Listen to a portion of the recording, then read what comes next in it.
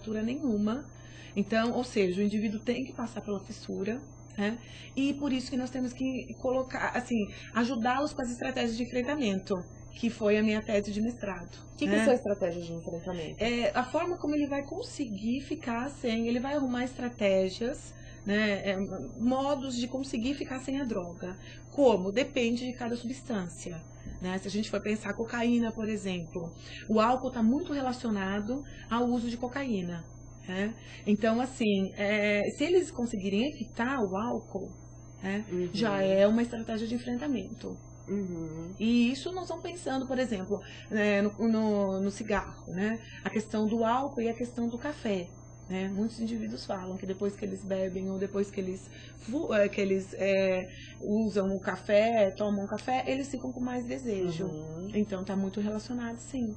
Né? É interessante, né? Porque eu estava até contando para a Leda sobre um amigo meu que cheirou cocaína durante 12 anos. Ele teve uma internação de 2 meses, muito curta, a meu ver, mas enfim. E quando ele saiu, há mais ou menos 2 meses, ele falou o seguinte: eu posso beber daqui a 1 ano. É lógico que não pode beber daqui a 1 ano, né? Isso mesmo. Por que sai com essa crença? Aí eu fiquei me perguntando, eu saí de uma clínica ótima, assim, como que sai com essa crença de que daqui a 1 ano você poderá beber? Não, ele tem que entender que ele nunca mais poderá beber, porque isso, na verdade, no caso dele, no uso crônico de cocaína durante 12 anos, assim, não existe essa possibilidade dele voltar a beber, mas é interessante porque, assim, principalmente, né, já tive outras experiências de pessoas que entraram na clínica com o mesmo discurso.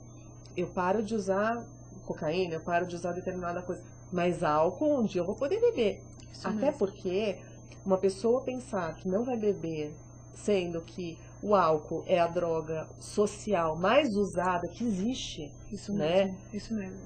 Para eles é muito difícil. É muito difícil. É como se não pudesse sair sem usar álcool. Isso mesmo. Então, assim, os alcoolistas, né, eu tenho até uma paciente que ela diz assim, ela dizia para mim antes, eu posso beber daqui a um tempo, né, para não ser confrontativa, até porque isso não dá certo no tratamento da dependência, né? Eu dizia pra ela, não, tudo bem, depois nós vamos conversar sobre isso, nós vamos trabalhar isso. E assim, depois de um tempo ela percebeu, ela viu que assim, ela tem um problema com o álcool, né? E esse problema ela precisa ver que ela não pode nunca mais. Aí um dia ela disse pra mim, Leda, eu não posso nunca mais beber, né? Sim, não dá mais pra você beber. Né? E assim, para alguns é muito difícil.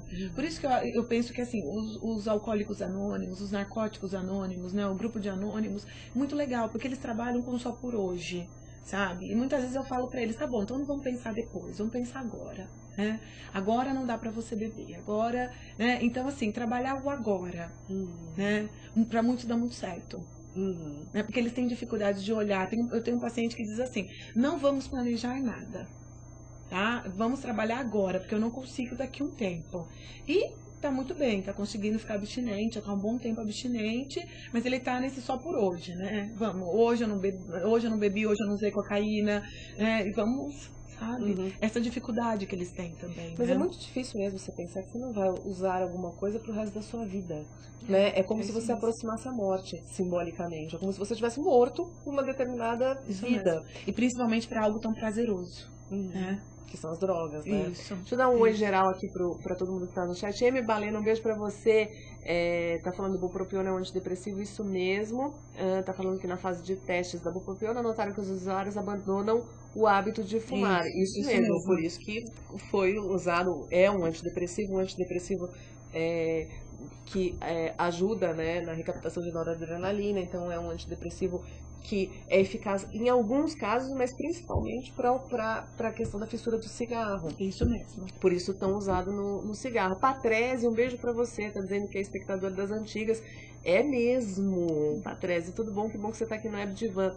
Edenite fala o seguinte, aqui na Europa não usa muito crack. Os rapazes usam muito heroína e cocaína pelo nariz e nas veias. A Holanda teve sucesso na tolerância de maconha e haxixe. Depois que legalizaram essas duas drogas, os mortos por overdose diminuíram consideravelmente. Bom, mas até onde eu sei, a overdose de maconha, né, é muito difícil de acontecer. Isso teria, mesmo. teria que usar 900 cigarros de maconha. Sim, e né? tem uma outra coisa, quando a gente discute essa questão, que eu não vou entrar muito nessa questão, porque assim, senão nós vamos discutir um tempão, né? Essa questão de liberar as drogas, né, é muito complicada, porque assim, nós estamos falando do quê? Quais são as drogas mais utilizadas no Brasil? Álcool e cigarro, são drogas o quê? Lícitas. Né? Então, se a partir do momento que a gente fala assim, não, a partir de agora todo mundo pode usar maconha também, por exemplo, o que vai acontecer? Vai aumentar muito o uso, né? E aí vai faltar o quê? E o que nós não temos aqui? Tratamento. Então, se aumentar mais dependência do que nós já temos... Mas dizem que diminui o uso, né?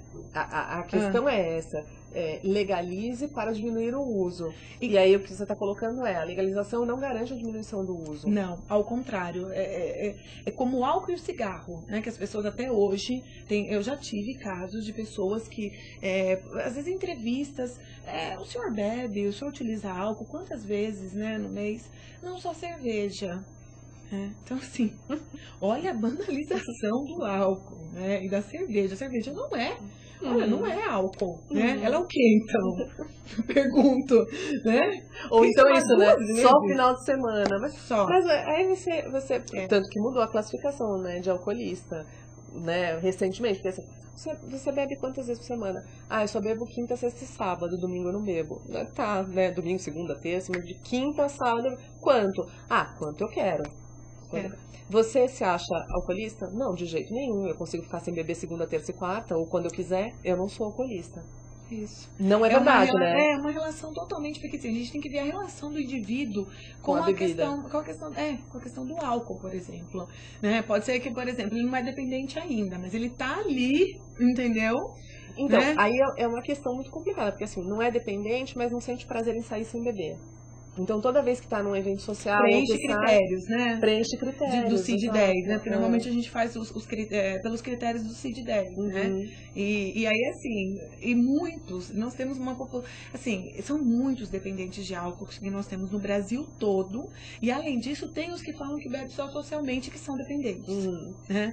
Que eles não aceitam, que é um outro caso também, né? A dificuldade que a família tem... e de mostrar para esse indivíduo que ele precisa de ajuda, né? Que ele tem um problema com a negação aí, né? Que ocorre muito.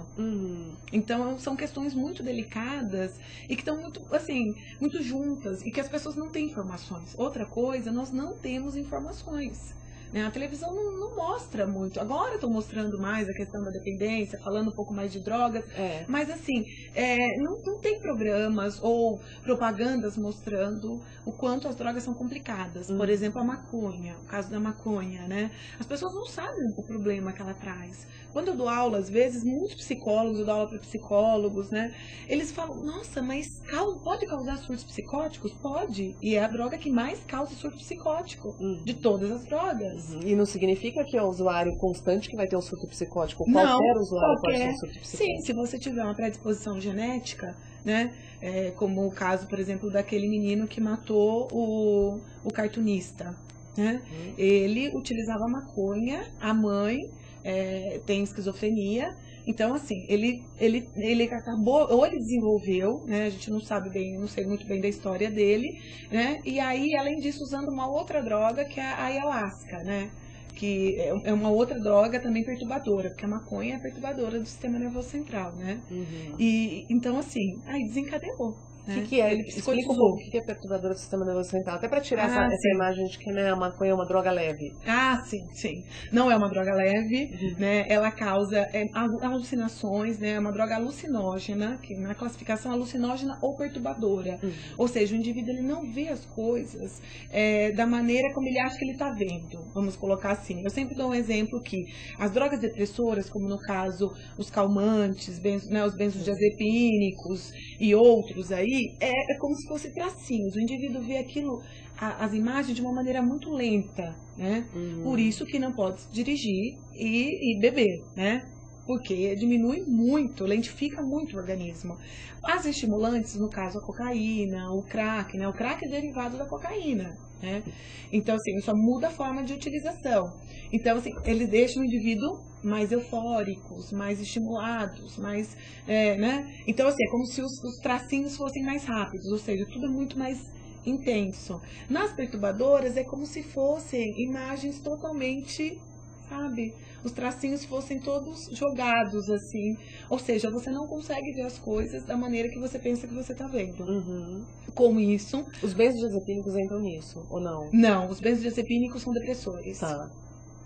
A maconha entra, a ayahuasca entra, né, que é da união vegetal, né, que a gente já ouviu falar muitas vezes em rituais, o LSD, o êxtase entra como estimulante, como perturbador, né, então os chás de cogumelo, esses chás todos. Todos alucinógenos. Todos alucinógenos. Né? E o problema é que assim, o indivíduo pode desenvolver, né, desencadear aí um surto e ele pode não voltar mais. Eu já tive 3 ou 4 pacientes que desencadearam um surto psicótico muito sério, né?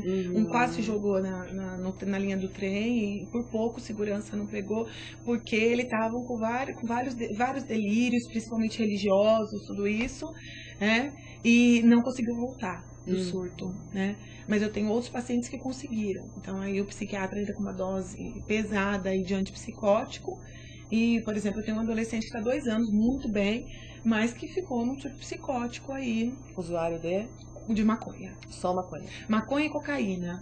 Mas o problema maior, ele não usava tanto a cocaína, o problema maior era a maconha. Né? E aí desencadeou um surto muito complicado, e assim, foi bem difícil de conseguir controlar. Explica o que é surto psicótico. Ah, sim. Tô falando numa linguagem, assim, eu também, né? Às vezes eu deixo passar porque eu entendo. Surto. Surto psicótico. Quais são as coisas mais comuns de falar? Vamos utilizar um termo assim mais simples para poder, como se tivesse uma desconexão, não sei se a gente pode usar esse termo, mas uma ruptura da realidade. Né? O indivíduo ele passa a ver as coisas de uma outra maneira. Tem vários tipos de surtos.